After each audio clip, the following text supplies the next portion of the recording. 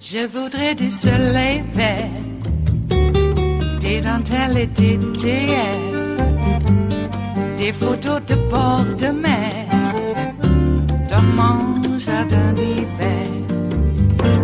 Je voudrais de la lumière, comme en Nouvelle-Angleterre. Je veux changer d'atmosphère, dans mon jardin d'hiver. Ma fleur, sous la pluie de novembre, tes mains qui courent, je n'en peux plus de t'attendre. Les années passent, il est loin, là je tombe. Nul ne peut nous entendre. Je voudrais du Fred Astaire, revoir un latte. Donald Trump's former National Security Advisor, Mike Flynn, who pled guilty for lying to the FBI, continuing to push to try to get those charges dropped, even though he already pled to them initially. The judge in the case appointed to a special attorney here to weigh in on whether Bill Barr's Justice Department is wrong to reverse itself in this prosecution from the Mueller probe. Now, as Flynn fights to avoid sentencing, another convicted felon and former Trump advisor, Roger Stone, apparently sees some benefit in now publicly arguing that he thinks he is like Michael Flynn. I would say both General Flynn, who I consider a great American patriot, and I are the subjects of a political vendetta. This president needs to be reelected, Lou. He's the greatest president in my lifetime. I would never give false testimony against him. We are joined by John Flannery, a former federal prosecutor who is one of the more than 1,000 DOJ veterans who signed on to that brief. We've discussed it on air. Good to see you. Starting with Roger Stone. Look, he says this is the greatest president in his view in his life, and that's saying something because he is a big Nixon fan with a literal tattoo of Richard Nixon on his back, and now, by his book, Trump's even better. John, I let you sink into that before we get into the law. Well, you know, we have two scoundrels here. We have Stone and we have Flynn, and there isn't anybody with a reasonable mind who would think otherwise. And you know, Stone, having been convicted, you got to give him the award for chutzpah. He comes on saying that, I'm as innocent as Flynn is. And Flynn twice said he was guilty, which I would think would be even stronger than what Stone did. He had to be convicted of 12 persons and a jury. So, I think that these guys live in fiction, and they hope power will truth. Yeah, you make a distinction that's important here, which is Stone, what everyone thinks of him, he was consistent. We've reported that. He maintained his innocence. He maintained that he viewed the entire effort as an attempt to squeeze him to say negative things about the president that he said were not true. And he was consistent. Now, he was convicted. But he is different than Flynn in that way. As you point out, he's now trying to consort with Flynn because Flynn appears to be getting special treatment. Maybe Stone is hoping for the same from this administration. But Flynn came out and said, oh, my God, you're accusing me of multiple felonies, potentially, including a alleged financial crime involving Turkey. So I'll plead to one thing. And he did plead guilty. That's the difference between them. Let me read from this brief for you to explain to us where this story's headed. We've been taking it in pieces on different nights. But in challenging the Barr Justice Department, you write, it's a brazen attempt to protect an ally of Trump. The dismissal appears to serve Trump's personal political interests rather than the interests of the public. How does that argument work in court to reverse or stop, as you hope to do, the Justice Department saying we changed our mind, we withdraw the prosecution?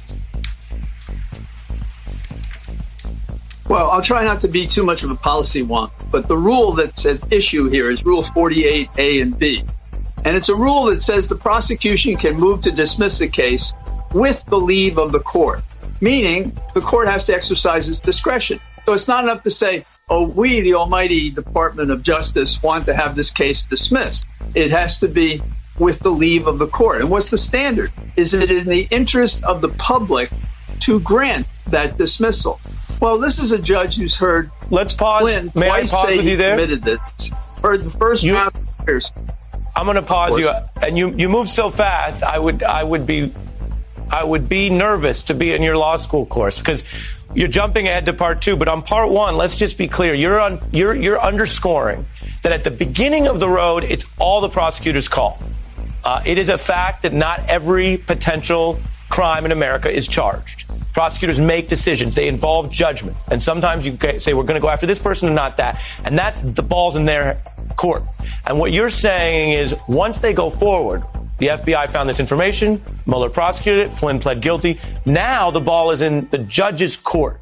So what everyone thinks about this case, you're saying it's a matter of law that the judge decides this, not necessarily Bill Barr saying, oh, I disagree with everyone underneath me at the DOJ. I disagree with Sessions, who recused. I disagree with Rosenstein, who moved forward on this. I want to take it back. You're saying there's no backsies without judicial approval. Right. Well, think about it. It's a motion. They're asking permission to do something. Otherwise, they just give notice to the court and say, we've decided to dismiss this case. And the judge would have no role. So that makes no sense. And in many cases, the judge agrees with it. There's no dispute. But here we have a special case. We have a transparent political syndicate that pushes false propositions, scares off career officers who are prosecuting the case, and then contradicts what's been said for years. And those contradictions are rightly the subject of an inquiry by the court saying, did he commit perjury? Is this contemptible? What should I do about it? And what should I be doing about the Justice Department that they could do this and come in and make some argument that is it material or not when it plainly is, that a national security advisor is having secret meetings with the Russian ambassador undermining our sanctions about their interference in our last election 4 years ago. So that's the picture, I think, of the case. And they've gone to the Court of Appeals because they can't wait. You know, it's interesting that Sidney Powell praised this judge for how he routed out corruption in the Justice Department in the Ted Stevens case. And now, maybe because she knows how strong he is, she's afraid that he's going to just do the right thing here. And, you know, to borrow that line from the movies, you can't stand the truth. Well, he hasn't made a decision yet, so they're getting ahead of their argument. It's you can't handle the truth. Yes. You want me on that wall. You need me on that wall. What did I say? I think you said stand. I do. I put you on that. Oh, okay. Well, you can't stand the truth. However you want to get to the formulation, the truth is alien to this group of criminals. It is Thursday, the 21st of May of 2020, and you are in West Coast Cookbook and Speakeasy. I am your chef de cuisine, Justice Putnam, and our daily special is Metro Shrimp and Grits Thursdays. A little bit of jambalaya, a little bit of spice in your life. Oh, spicy, huh? We got some spicy going. How about, and I can't state this enough, but how about if there was a guy in Michigan who owned that dam that collapsed? And what if he had been told and cited by the state of Michigan and even federal agencies for years that his dam that he purchased, I guess they can own dams in Michigan. I suppose that's some form of ownership that I thought was from days gone by, because we know about private ownership of dams and those dams collapsing, not only inundating the land downstream, but killing quite a few people in the process. But the deaths are always after how much monetary damage had been wrought on the landscape. So in this instance, this fellow fought the government every step of the way because, hey, they're the deep state. It even got to the point where the government even offered to purchase the dam in a taking, and he fought it and did not spend the money to repair the dam, but spent the money to defend any government intrusion upon his right to have that dam in any damn condition it is. Think positive. All this negative thinking is what caused that dam to collapse. Well, of course, I don't need to say any more. He is a Trumper. And I presume that Trump's going to go ahead and just, I don't know, maybe he's going to put him in charge of dams for the federal government. Since he's done such a great job, and that's one position Trump hadn't thought about. Man, we've got all these dams. How do I destroy that too, damn deep state? Those dams were in existence when Obama was president? We got to take him down. And we got to take him down now. Those are disloyal dams. All right, and everybody just goes, okay, well, you know, Nancy Pelosi said he's morbidly obese, which is a medical term. But apparently that's fat shaming. And that is bad. But the condition of this president, it's just the way it is. But that Nancy Pelosi, we can't be like them. We aren't like them. She referred to a medical term. I'm sorry. You may not like being called morbidly obese, but you know what morbidly obese is? About 30% body fat. We think that's normal now. Well, you know, maybe it is for some people. I remember the days of 9 to 11% body fat. Oh, man, when I went to 17 to 20, I thought I was failing in the world. Can't be seen on the beach. Then at some point, you don't care. Then at another point, you go, oh, no one's seeing this body without any clothes on it. Are you kidding me? So, yeah, body shaming comes in many forms. Some of it self-inflicted. But I have no room for criticism of Nancy Pelosi referring to Trump in a medical term because he's morbidly obese. That's not an insult. Well, I know. We insulted him with a medical term. That means we're going to descend into the madness of this madman. No, we're not. How about a little highball inside every now and then, huh? Jeez. We're not willing to brush them back. They're going to just keep hitting foul balls that John Roberts will call home runs. Because balls and strikes, John Roberts never calls a foul ball on the home team, and he usually gives them a home run, and he gave them another home run yesterday. When the Roberts Balls and Strikes court said, well, you know what?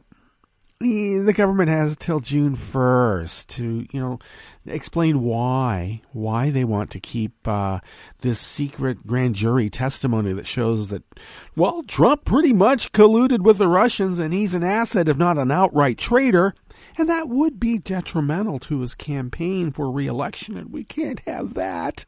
We haven't dirtied Joe Biden up enough yet to level the playing field.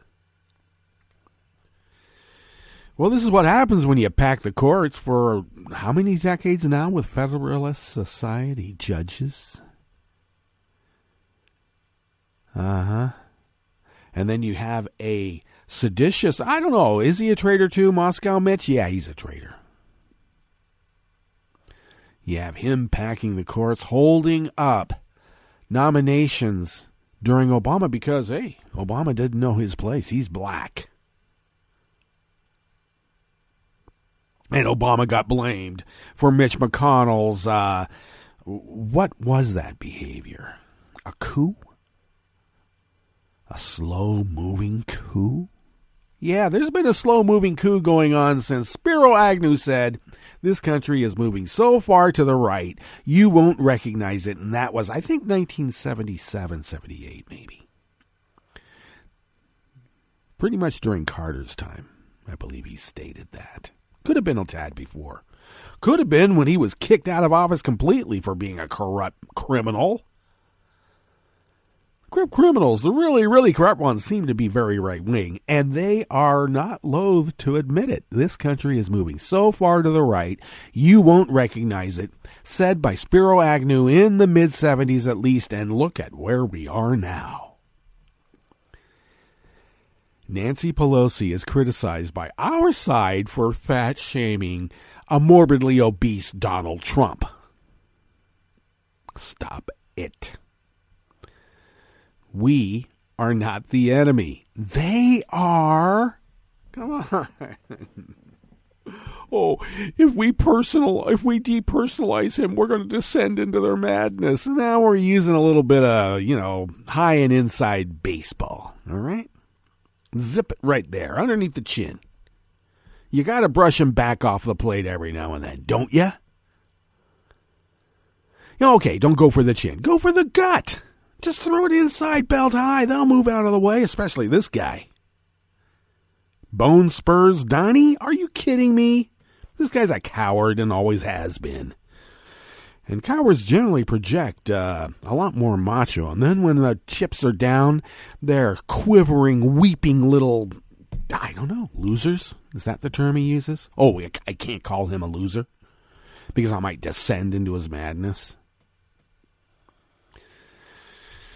No, it's reminding ourselves of, how far to the right we've gotten, and we don't even recognize it. Thank you, Spiro Agnew. Okay, so we have dams collapsing, and we could blame it on infrastructure, but you can also blame it on Trumpers saying, I don't give an F about your feelings. I own this dam, and no deep state operative is telling me what to do. And then people die. And, I suppose it's like, I feel very bad that, maybe some useful eaters got killed in the midst of this. But, collateral damage. We're in a war here. These people are so craven. Oh, do I dare go on? There's so much more. There is just so much more. I mean, at least we got to talk about Flynn at the top. Break that baby down. And yes, Roger Stone is hoping to get out because he's as innocent as Flynn, and Flynn pleaded guilty twice. That is how innocent Roger Stone is, and that's the defense he's raising on Fox in hopes that, I guess, he's looking for a pardon from Trump. You would think. On the rest of the menu here in the Bistro Cafe of West Coast Cookbook and Speakeasy, Republicans in Congress keep pushing for unsafe working conditions. Yeah. We're in a pandemic. You don't need any safety regs. You don't need any health regs. We need to jumpstart this economy. And what better way to jumpstart it than to basically pollute everything, have massive employee accidents, and, maybe a few deaths? Take out a janitor policy on them now. I mean, if there's a tragedy, you better capitalize on it. What are you, un-American? Trump's purge of several inspectors general is hobbling the coronavirus stimulus watchdog. Well, yeah, that guy's going to get fired. In fact, I think a couple of them already have that had oversight over coronavirus stimulus. And the Roberts Supreme Court is helping Trump cover up his Russia crimes. Yeah, balls and strikes. Roberts never calls a foul ball on the home team. Never. After the break, we then move to the chef's table, where a Swedish antibody study showed the decision not to lock down will result in little herd immunity in the future, as was hoped. Yeah, think positive. It'll all go away. And South Africa recorded its first neonatal coronavirus death. The young are so strong. They're immune to it? I don't think so. All that and more on West Coast Cookbook and Speakeasy. Bon appetit.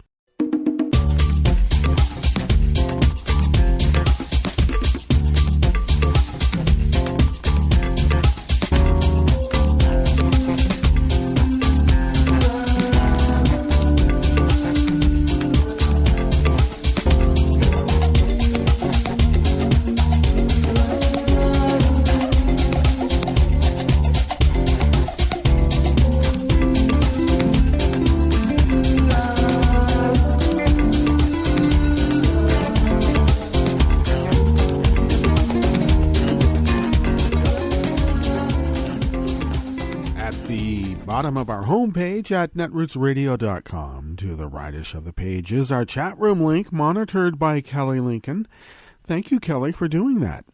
To the leftish of the chat room link at the bottom of our homepage at netrootsradio.com is the link to our Patreon page.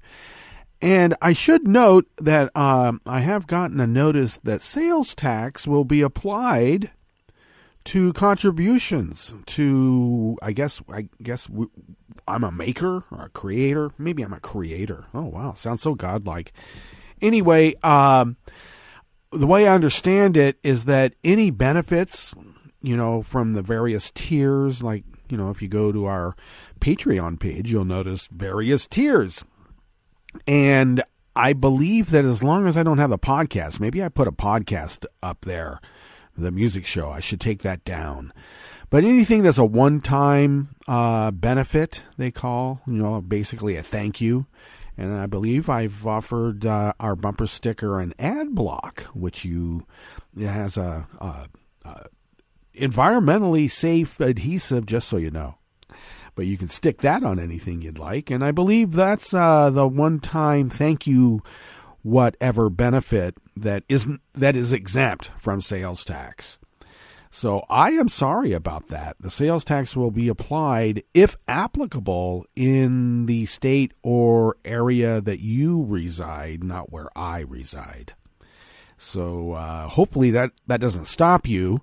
And as far as I know right now, as long as you never accept a tier where that music podcast might be, and I'll take that down now that they're going to do this, and the only, quote, benefit, end quote, that you get is just our bumper sticker and or ad block, that's a thank you gift one time. And it doesn't happen on a recurring basis like, you get special access to a podcast, which, according to Patreon, the sales tax laws do apply. So if you could afford a espresso type coffee drink once a month sent our way untaxed, and I don't know, if you sent $5, that would be between 25 and 55 cents, depending on your locality. Wow, quite a swing.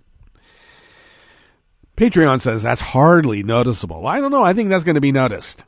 But if you are able and willing to afford a espresso type coffee drink sent our way, the cost of that, we're able to stretch those dollars. And if you're able to pay the sales tax, I don't think that it even applies, but sorry about that. Okay. I guess taxes are what we pay to live in civilization. That's what I always tell these people who whine about taxes to me. But on the other hand, sometimes sales taxes really hurt the people who have the least amount. Yeah, in fact, they do. If you would like to follow Netroots Radio on Twitter, do so at Netroots Radio. Tom takes care of that. Thank you, Tom. I take care of at Justice Putnam, and I post the show notes and links diary on Daily Co's about 10 minutes before showtime. And then get that linked up on social media, because that's what you're supposed to do. Follow the show on Twitter at Cookbook West, and pick up podcasts by way of Spreaker, Stitcher, TuneIn, iHeart, YouTube, iTunes, and wherever podcasts can be found. Alrighty, got through that. There's a couple of other issues that I wanted to address before we dive into the curated part of West Coast Cookbook and Speakeasy. Since I try to put myself into a bubble, because we do have a curated part of the show and we have to dive into it, some news does leak through, because we're not totally in a bubble now, are we? And it looks like another military base has been shot up. Is it a joke? Is it too early to joke it might be another Al-Qaeda operative Trump let in? Because he's making an arms deal with the Sauds. And if you're the Sauds, what better time to start shooting up military bases in the U.S.? Because they got an arms deal with Trump, and he doesn't want to lose that at any cost. At any cost, indeed. All right, we better dive into this first offering here in the Bistro Cafe of West Coast Cookbook and Speakeasy. And it is by Josh Israel from the American Independent. Representative Debbie Leskow complained in an interview on Tuesday that a new temporary rule allowing some House members to work from home during the coronavirus pandemic was crazy because they might not actually be doing their jobs. Wow. Do they do it now when they're sitting in the seat? I don't understand how that works. They can sit home and don't even have to come in. They're supposedly supposed to be watching, but who knows what people are going to be doing. Maybe they're going to be doing their laundry or whatever. You know what?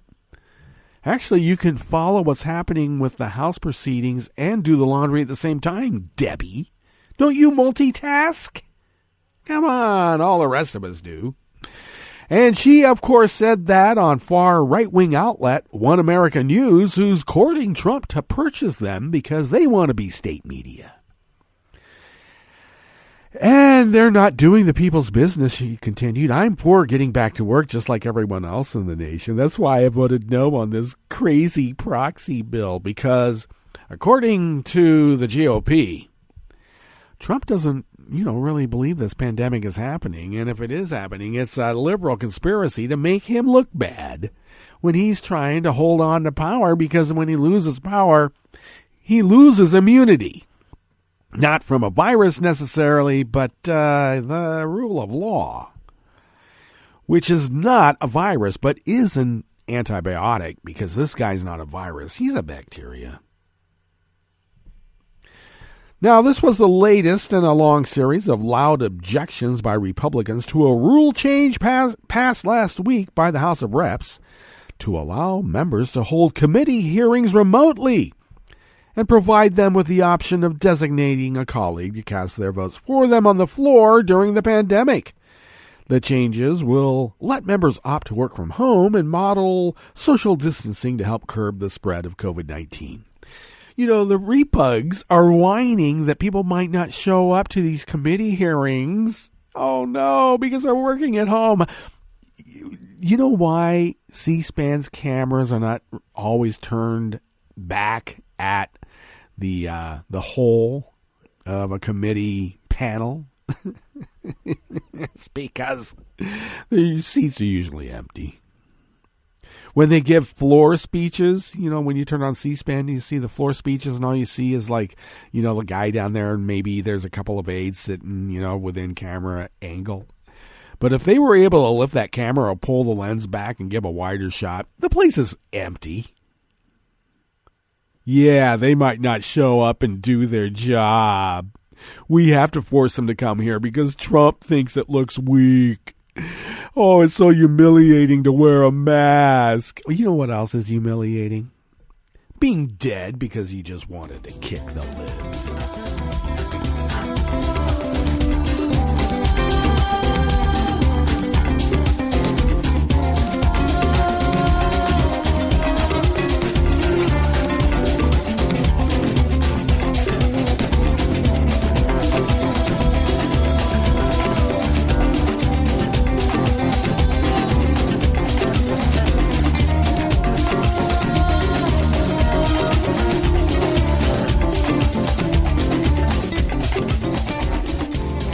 Sarah N. Lynch of Reuters brings us this next offering here in the Bistro Cafe of West Coast Cookbook and Speakeasy, Metro Shrimp and Grits Thursdays.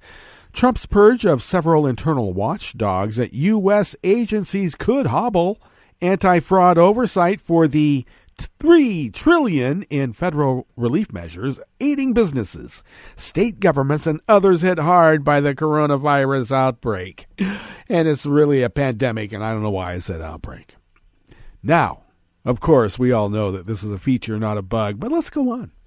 These inspectors general, known as IGs, have been appointed by presidents or agency heads since the late 70s because of Watergate, and this is all a dismantling of Watergate. It is a get back for holding these crooks to account. And they've been fighting hard ever since. Really. Fox came about because of it. And to serve in various federal departments and agencies to guard against illegal conduct and mismanagement. An oversight board, the Pandemic Response Accountability Committee, otherwise known as PRAC, was established by lawmakers with an $80 million budget and broad reach to ferret out fraud, waste, abuse, and mismanagement in the massive coronavirus response measures. Well, I'm sorry, but if you're skimming a lot of money off the top of that to give to Vlad because that was expected as payback to get Trump installed in the Oval Office to begin with, and if he doesn't come up with the money, I don't know, 100,000 dead by Sunday, that has value, has a lot of value. But in this relief package, if you're skimming actual cash to give to Vlad, because that's the big, these IGs are obviously enemies of the state. Obviously. Every mob government knows that. Now, its membership includes IGs tasked with monitoring and informing the public about Trump administration's handling of the pandemic. From public health to doling out money. And Trump's firings have raised questions about how effectively the board can provide oversight at a time when IGs may fear for their jobs.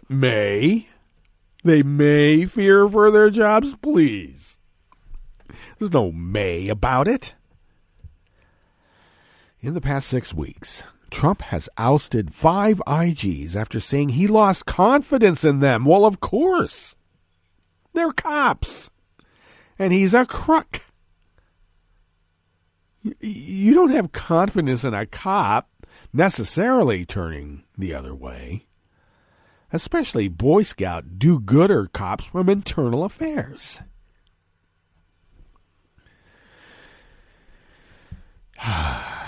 Three IGs serving on the committee were among them. The Transportation Department's Mitch Bem, the Pentagon's Glenn Fine, and Christy Grimm of the Department of Health and Human Services. The other 2 IGs were involved in high-profile investigations involving Trump or his allies, the intelligence community's Michael Atkinson and the State Department's Steve Linick. So 3 of the 5 IGs sat on this pandemic committee of IGs, looking into fraud, mismanagement, abuse, skimming money off the top to give to a hostile foreign power, because that's your fee that you got to pay, and somehow you got caught because you were talking to them on a phone and their phone was tapped, and now you're saying, oh, you can't even tap their phone if I'm on it? That's what Bill Barr is going to tell you?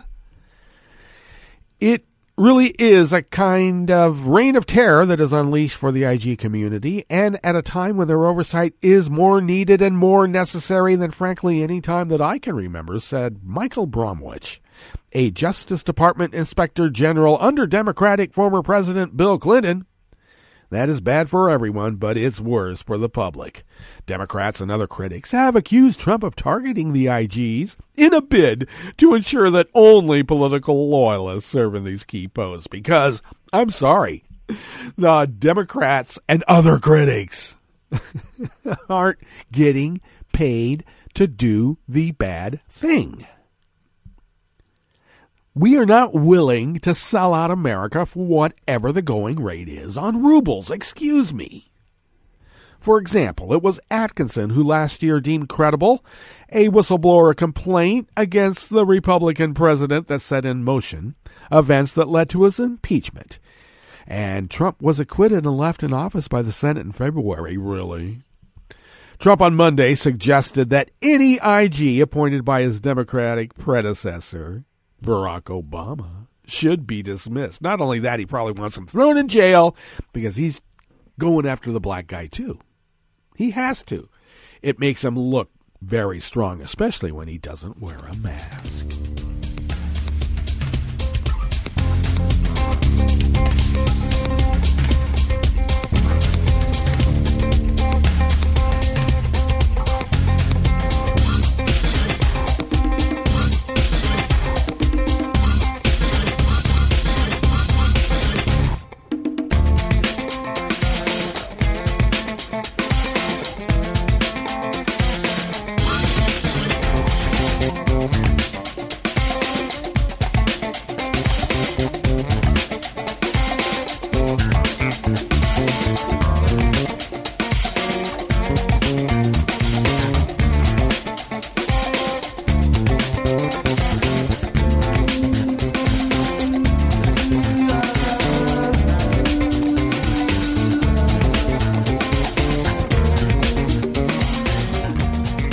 Florence Hurley of Reuters brings us this final offering here in the Bistro Cafe of West Coast Cookbook and Speakeasy. The U.S. Supreme Court blocked the disclosure to a Democratic-led House of Representatives committee of grand jury material redacted by Trump's administration from former special counsel Robert Mueller's report documenting Russian interference in the 2016 presidential election.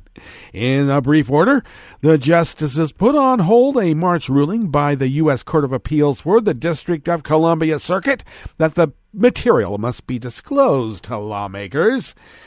The order gave the administration until June 1st to formally appeal that ruling, meaning that if the justices decide to hear the case, a final resolution may not be reached until after the November 3rd election, in which the Republican president is seeking a second four-year term with the help from Vlad. If the justices refuse to hear the appeal, the materials would need to be handed over immediately, and we know exactly what is going to happen on June 1st, don't we? Mueller submitted his report to the U.S. Attorney General William Barr, Mr. Cover-Up himself, in March of 2019 after a 22-month investigation that detailed Russian hacking and propaganda efforts to boost Trump's candidacy, as well as multiple contacts between Trump's campaign and Moscow. And the only reason he didn't charge a crime is because that was left up to Congress to look over the secret grand jury material and then decide. But no, balls and strikes. Robert says, that wasn't a foul ball. We got to stretch that under to a home run. Barr, a Trump appointee who Democrats have accused of trying to protect the president politically, released the 448-page report in April 2019 with some parts redacted, and he even came out and lied what was in there that was left. He lied about what was left. I wish they would finish this, please. Reuters, do your job. Democrats have expressed concern that Barr has used the redaction process to keep potentially damaging information about Trump's secret. Well, damn right, he went out there and lied about what was left in the Mueller report, hoping people wouldn't read it. And those who haven't still think the Russians had nothing to do with turning Donnie. And I gotta tell you, when you got $3 trillion in coronavirus stimulus relief, that's a lot of money to give to Vlad to pay off your debt. Let's get to our break, and when we get back from that break, we will go through weather from around the world, and we will finish up with the stories that we have curated for you today. You are listening to West Coast Cookbook and Speakeasy, and we will be right back. You are listening to netrootsradio.com. Please hang up and try again.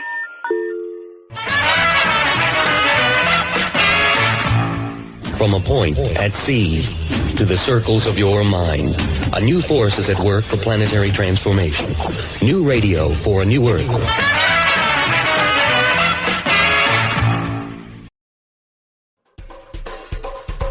This is Scientific American's 60-Second Science. I'm Suzanne Bard.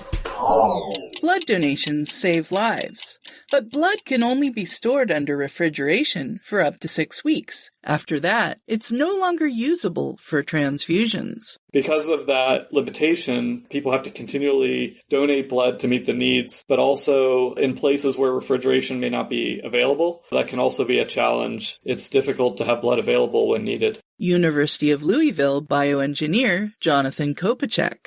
He says disruptions to regular blood donations due to COVID-19 have put stress on the blood supply, and the pandemic underscores the need for more reliable long-term storage methods. Blood can be frozen for extended periods of time, but it's pretty rare because of all the challenges and complexities with that process. Instead, Kopacek's team has developed a method of preserving blood so it can be stored in a dehydrated state at room temperature.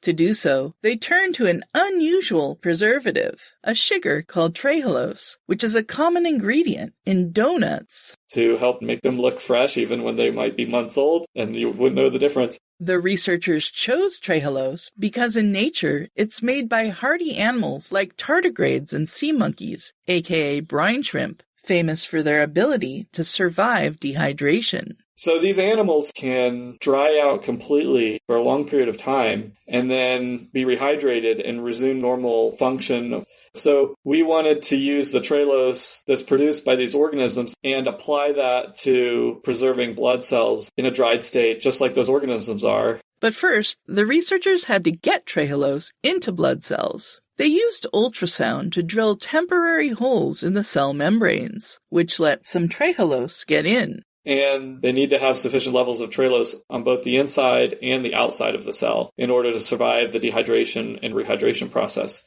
At that point, the blood could be dried and made into a powder. And then we could rehydrate the blood and have it return back to normal. The team is still trying to improve yields, but thinks the dried blood could be stored at room temperature for years.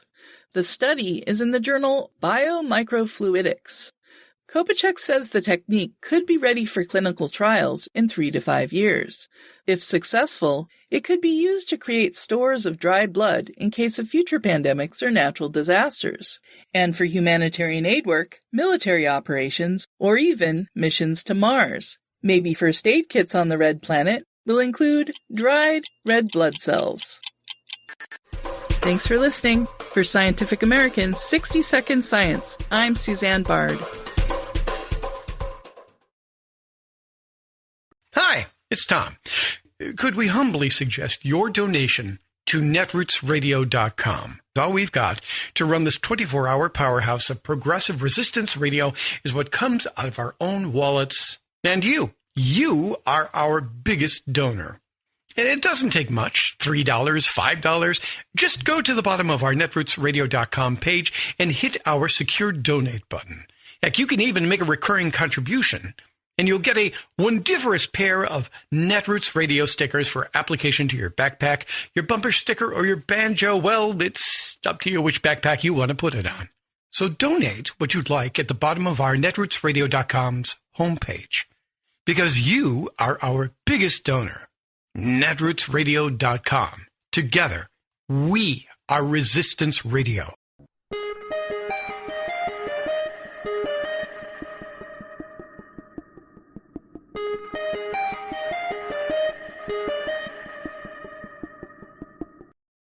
I'm Rick Smith, and this is Labor History in 2. On this day in labor history, the year was 1946. That was the day that Democratic President Harry S. Truman ordered the government seizure of the nation's bituminous coal mines. 800,000 United Mine Workers of America, led by John L. Lewis, had gone out on strike. A wave of strikes washed over the United States after World War II. As part of the war effort, most unions had agreed not to conduct work actions during the war. But as industry profits soared due to wartime government contracts, workers saw little improvements in their wages or working conditions. Pent-up worker frustration boiled over after the war. Historian Jeremy Breacher had noted that the U.S. Bureau of Labor Statistics called the first half of 1946, quote, the most concentrated period of labor management strife in the country's history. The miners were part of that strife. They wanted improved wages, better health care benefits, and safety on the job.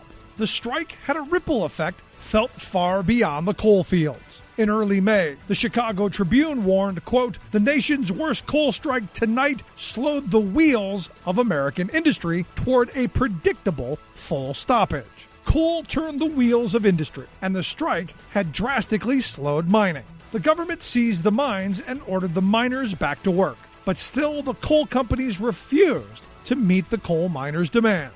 Unsatisfied with the resolution of the strike, the miners walked out again in November. The government fined the union $3.5 million, which it later reduced. President Truman called the work actions a rebellion against the government. But the determination of the miners forced the owners to agree to most of their demands. Labor History in 2 brought to you by the Illinois Labor History Society and The Rick Smith Show. For more information, go to laborhistoryin2.com. I read the news today, oh boy. It's time for Nicole Sandler's What's News from NicoleSandler.com and the Progressive Voices Network. Every Thursday morning, the Labor Department reports the previous week's jobless claims. Last week, another 2.4 million workers filed new claims for a total of 38.6 million Americans who've now applied for unemployment assistance over the past 9 weeks. Just for comparison's sake, the largest weekly number of unemployment claims filed before the pandemic hit was 695,000 back in October of 1982.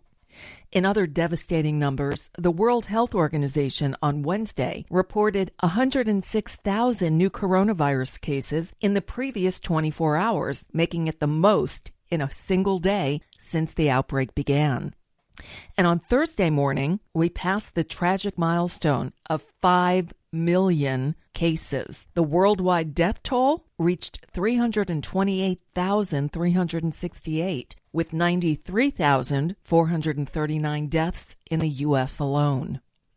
And according to new estimates from Columbia University disease modelers, the researchers estimate that if the U.S. had begun imposing social distancing measures just 1 week earlier in March, about 36,000 fewer people would have died. If the country had begun locking down cities and limiting social contact on March 1st, 2 weeks earlier than when most people started staying home, a vast majority of the nation's deaths, about 83%, would have been avoided. Take a bow, Mr. President. You wear this as a badge of honor, right? In other news, the Supreme Court on Wednesday temporarily blocked the House Judiciary Committee from obtaining secret grand jury materials from former special counsel Robert Mueller's investigation. The committee issued an emergency request for the files last summer. The D.C. Federal Appeals Court ruled in their favor in March, but the Supreme Court this week ruled that the House panel could not access the material, including redacted portions of Mueller's report, until the White House and the Justice Department had time for a full appeal. That will likely prevent the materials from being released until after the 2020 elections. And as Trump escalates his Obamagate attacks, the Republican-led Senate is playing along with his nonsense. The Senate Homeland Security and Governmental Affairs Committee on Wednesday voted 8-6 along party lines to subpoena the lobbying firm Blue Star Strategies. They were a consultant to Burisma, the Ukrainian gas company that paid Hunter Biden to serve on its board, as the Republicans ramp up their investigations tied to the Obama administration and Hunter Biden. And instead of dealing with our national health emergency that's left millions of Americans out of work and worrying about health insurance, Senate Republicans move forward confirming another judicial nominee, a guy named Corey Wilson, who is on record as having called the Affordable Care Act, quote, illegitimate, perverse, and liberal utopia-dictated health care. Seriously. In 2012, Wilson called same-sex marriage, quote, an attempt to cast Republicans as intolerant, uncaring, and even bigoted. All right? In 2016, as a state legislator, he voted for what has been dubbed the nation's most extreme anti-LGBTQ law. Way to go, Republicans. And if it's Thursday, Donald Trump's going to Michigan, a state not only dealing with historic record unemployment challenges, but also a 500-year flood as 2 dams were breached. Oh, and the loss of more than 5,000 residents to the COVID-19 pandemic. So Trump is going to visit Ford Motor Company's Rawsonville components plant in Ypsilanti, which has been reconfigured to manufacture PPE. Despite strict mask requirements at the plant, Trump has refused to commit to wearing one. But there's more news out of Michigan. As of Monday, 334 corrections officers from the Michigan Department of Corrections have tested positive for COVID-19, though they say the true figure is thought to be much higher because the department has conducted very limited testing. And on top of all of this, Donald Trump on Wednesday threatened to withhold federal funds from Michigan and Nevada, too, if these states follow through on plans to expand voting by mail. Trump falsely accused the 2 states of voter fraud. He accused Michigan of sending mail-in ballots to its residents, which aides later acknowledged was not true. Michigan's Secretary of State sent registered voters ballot applications only, an increasingly common practice among state election officials. Trump later corrected his tweeted allegations against Michigan, but continued to accuse the Secretary of State there of acting illegally. Nevada's Republican Secretary of State has also declared the state's primary to be a nearly all-male election, so all registered voters in that state are getting ballots. And of course, Michigan is still reeling from those 2 breached dams, causing major flooding and destruction. Governor Gretchen Whitmer saying Wednesday that the state will hold people responsible for these dams' failures.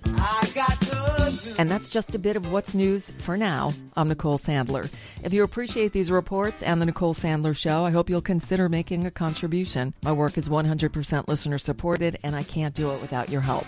Find out more at NicoleSandler.com, and please click on that donate button.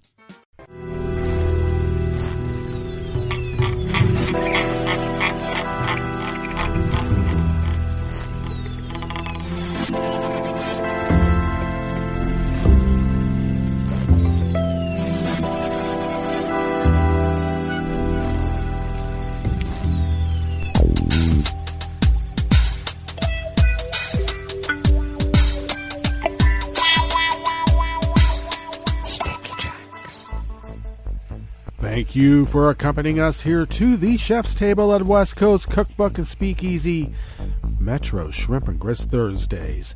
We always begin weather from around the world along the banks of the Rogue River and the Rogue River Valley of Southern Oregon on the west coast of the continental United States of America, where it is currently 58 degrees Fahrenheit, only expected to be a high between 65 and 68. Maybe we'll get to 70. We'll see. Looks like we'll be cloudy early with peaks of sunshine expected late. Winds out of the northwest at 5 to 10 miles per hour. Overnight lows in the mid-40s. Partly cloudy skies. Winds out of the northwest at 5 to 10 miles per hour. Tomorrow we should be in the mid to upper 60s. Sunshine and clouds mixed. And winds out of the north at 5 to 10 miles per hour. Jackson County here in Southern Oregon has confirmed coronavirus cases standing at 52, a rise from the weekend. And deceased are still rated at 0, though I'm not sure if this county would give it up anyway. I'm not sure. Grass pollen is rated very high. The air quality index in the region is rated good at 22 parts per million. And the daytime UV index is also rated very high at 8. Barometric pressure is holding steady at 30.14 inches. Visibility is up to 10 miles. And relative humidity is at 81%. Weather from around the world is brought to you by people's personal weather stations that they purchased. These people planted these purchased personal weather stations somewhere on their property, and these people positively live around the world. London is 81 and sunny. Paris is 85 and sunny. Rome is 80 degrees and sunny. You better stay in. Kyiv is 58 and fair. Kabul is 73 and fair. Hong Kong is 80 degrees with a rain shower. Tokyo is 56 degrees with showers in the vicinity. Sydney, Australia is 51 with also showers in the vicinity. San Francisco, California is 54 degrees and partly cloudy. And New York is 60 degrees Fahrenheit, sunny. And every single one of those towns and countries I mentioned have coronavirus. So do take care. And that is weather from around the world, brought to you by people's personal weather stations that they purchased. These people planted these purchased personal weather stations somewhere on their property. And these people positively live around the world.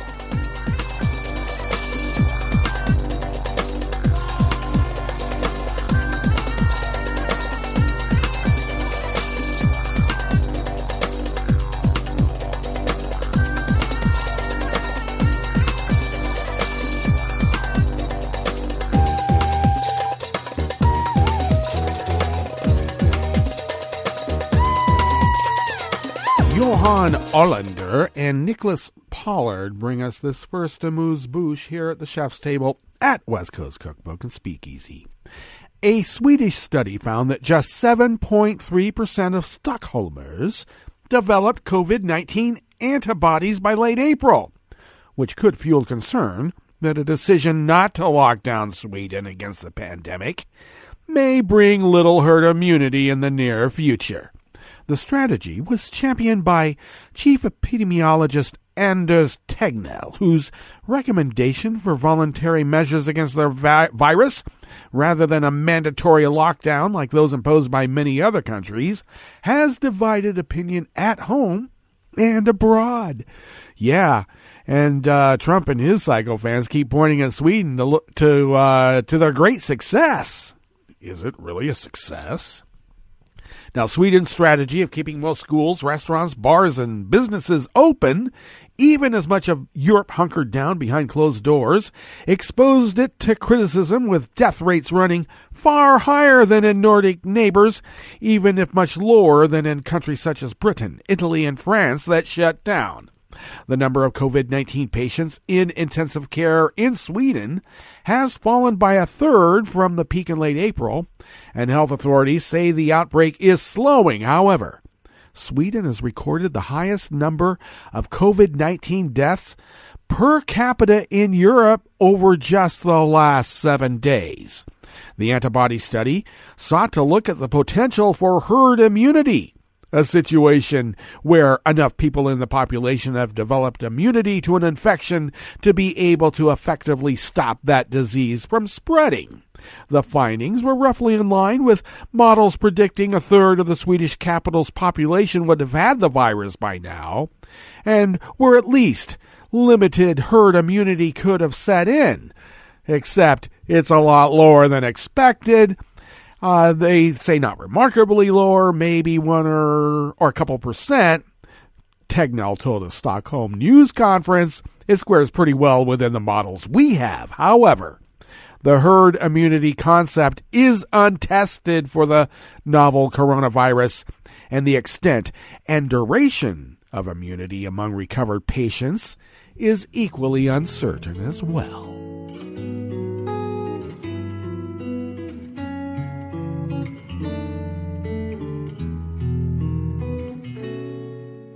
Je te donne ce mon amour pour la vie entière, la promesse de me trouver à tes genoux. Aussitôt que tu m'appelles, rester toujours fidèle, c'est tout, c'est tout. Je te donne tous mes printemps, mes étés de mer, mes automnes quand les feuilles tombent partout. Si ce n'est pas une bonne affaire, je te donne tous mes hivers. Anonymous worker bees at Reuters bring us this final amuse-bouche here at the chef's table at West Coast Cookbook and Speakeasy. South Africa recorded its first neonatal coronavirus death yesterday, Wednesday, as the death toll jumped by 27 to 339. The 2-day-old baby was born prematurely and had lung difficulties, which required ventilation support immediately after birth. The mother had tested positive for COVID-19, and the child subsequently tested positive as well. And it is important to appreciate the complexities of the underlying condition of prematurity, the doctor said, who had been attending to this patient. South Africa has the highest coronavirus infections in Africa and reported 803 new cases in a 24-hour cycle, taking the total to 18,003, while only 8,950 have recovered. Well, that brings us to the end of our broadcast period for the day, but you do know Netroots Radio will broadcast on, and we'll meet up here tomorrow for Blue Moon Spirits Fridays. So do stay tuned to Netroots Radio all day and all night for all the breaking news as it breaks, and we'll meet up here tomorrow, right here in West Coast Cookbook and Speakeasy. Bon appetit.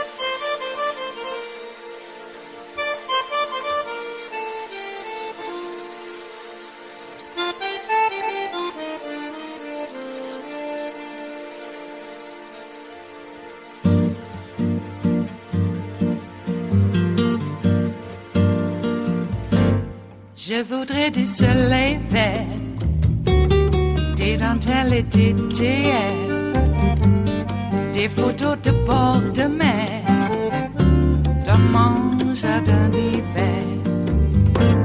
Je voudrais de la lumière, comme en Nouvelle-Angleterre. Je veux changer d'atmosphère, dans mon jardin d'hiver. Ma robe à fleurs, sous la pluie de novembre, tes mains qui courent, je n'en peux plus de t'attendre. Les années passent, qu'il est loin, là je tombe. Nul ne peut nous entendre. Je voudrais du Fred Astaire, revoir un latte Goël. Je voudrais toujours te plaire, dans mon jardin d'hiver. Je veux déjeuner par terre, comme au long de golfe clair, t'embrasser les yeux ouverts, dans mon jardin d'hiver. Ma robe à fleurs, sous la pluie de novembre, tes mains qui courent, je n'en peux plus de t'attendre.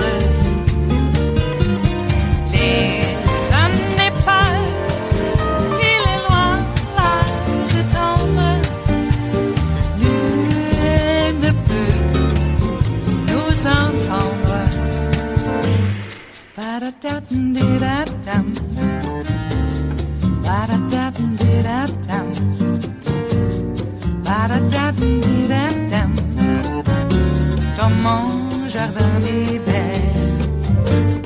Ba-da-da-dum-di-da-dum, ba-da-da-dum-di-da-dum, ba-da-da-dum-di-da-dum, dans mon jardin d'hiver. Dans mon jardin d'hiver, dans mon jardin d'hiver.